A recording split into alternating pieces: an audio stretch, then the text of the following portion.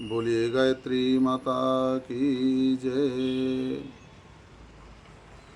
आइए गीता चिंतन में आज हम अध्याय 6 श्लोक नंबर 43 और 44 का चिंतन करते हैं। भगवान अर्जुन से कहते हैं कि हे अर्जुन, तत्र तं बुद्धि संयोगम लभते पौरुदेहिकम यत्ते चततो भूया संसिद्धो कुरुनंदन पूर्वाभ्यासेन तेनैव ह्रियतो ह्यशोऽपि सः जिज्ञासुरपि योगस्य शब्द ब्रह्माति वर्तते। हे अर्जुन, तत्र तम बुद्धि संयोगम लपते पौर्देगम, उस योग भ्रष्ट पुरुष को जब दूसरा जन्म मिलता है पवित्र घर में, तो वहाँ से उसको जो है पूर्व शरीर में जो भक्ति ज्ञान और वैराग्य संग्रह किया था उसको जो है वहाँ से प्राप्त होता है और अनायास ही प्राप्त हो जाता है। और हे कुरुनंदन, उसके प्रभाव से फिर परमात्मा प्राप्त रूपी सिद्धि के लिए पहले से बढ़ चढ़ करके प्रयत्न करता है।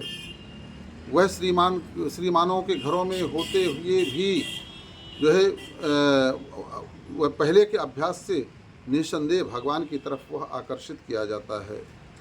और संबुद्धि रूप योग का जिज्ञासु भी वेद में कहे हुए सकाम कर्मों के फलों का उल्लंघन कर जाता है। देखिए कितना बढ़िया भगवान ने जो है व्यवस्था बना दी है जीव के लिए, जीव के उद्धार के लिए, जीव के मोक्ष के लिए, जीव के कल्याण के लिए, जीव के परम पद को प्राप्त करने के लिए कि मनुष्य तन दिया है। और मनुष्य तन में अगर जो व्यक्ति परमात्मा की तरफ आगे बढ़ने लग गया और मान लो वह किसी कारण बस परमात्मा को एक जन्म में नहीं पा सका, तो पुनः उसका जन्म जो है दोबारा मनुष्य योनि में होता है। यहाँ तो योग भ्रष्ट पुरुष की बात चल रही है।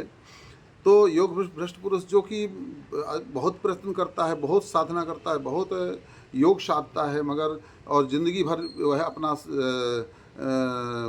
जीवन परमात्मा में लगाता है, ध्यान में लगाता है, मगर किसी कारण भ्रष्ट हो जाए, अगर वह मन विचलित हो जाए समय में, तो बोले उसका नाश बिल्कुल नहीं होता है। और वह उसका जो कुछ भी इस जन्म का संग्रह किया हुआ है उसको वहीं से आगे उसको वह जो है दे दिया जाएगा।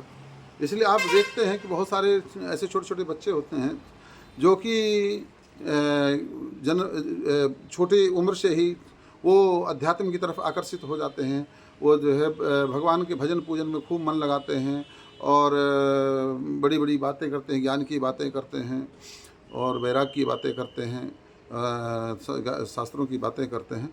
वो इस जन्म का नहीं होता, उनका उस आत्मा का वो पिछले जन्मों का उस के संस्कार वह होते हैं जो कि आत्मा लेकर के आती है। हमें देखने में लगता है कि ये छोटा है, मगर देखो जीव जो है अजर और अमर है, आत्मा अजर और अमर है, उसका मृत्यु होती नहीं है। मृत्यु तो होती है शरीर की, तो शरीर छूटता है, मगर आत्मा तो वही है ना। तो शरीर छूट गया मगर वही आत्मा दूसरे शरीर में आकर के प्रवेश कर जाती है। तो भगवान का कथन है कि जो है वह व्यक्ति को पुनः आकर्षित किया जाता है, वह उसको जो कुछ भी है पूर्वजन्मों का उसको वहीं प्राप्त हो जाता है और फिर उसको आकर्षित करके और पुनः जो है परमात्मा की तरफ जो है उसको लगाया जाता है। और भगवान का कथन है कि उसके प्रभाव से वह फिर परमात्मा की प्राप्ति रूपी सिद्धि के लिए पहले से बढ़कर प्रयत्न करता है। देखो जिसकी लगन होती है वह उसी तरफ बहुत प्रयास जो है प्रयत्न करता है उसको पाने के लिए। किसी की लगन धन में है तो धन को पाने के लिए दिन रात सोचता रहता है, लगा रहता है। किसी को जो है विद्या पाने की रहती तो विद्या में लगा रहता है। किसी को जो आत्मज्ञान की चाह होती है तो दिन रात आत्मज्ञान को पाने के लिए, भगवान को पाने के लिए, भक्ति को पाने के लिए, ज्ञान को पाने के लिए, वैराग्य को पाने के लिए लगा रहता है। तो ये केवल एक जन्म का नहीं होता है, वो उसके पूर्व जन्मों के कारण भी होता है। तो जिस स्वभाव को बढ़ाओगे आप इस जन्म में, वही स्वभाव आपको अगले जन्म में भी प्राप्त होगा। विचार करो कितना छूट भगवान ने दी है कि आप धन दौलत इकट्ठा करिए कितना भी, मगर मरते ही वह सब छूट जाएगी। मगर आपने अगर कहीं भक्ति ज्ञान वैराग्य के लिए आपने प्रयत्न किया आपने दान किया, पुण्य किया, आपने यज्ञ यज्ञादि किए, तो वह आपके पूर्व अगले जन्म में भी आपको मिलने वाले हैं। कितनी सुंदर व्यवस्था है।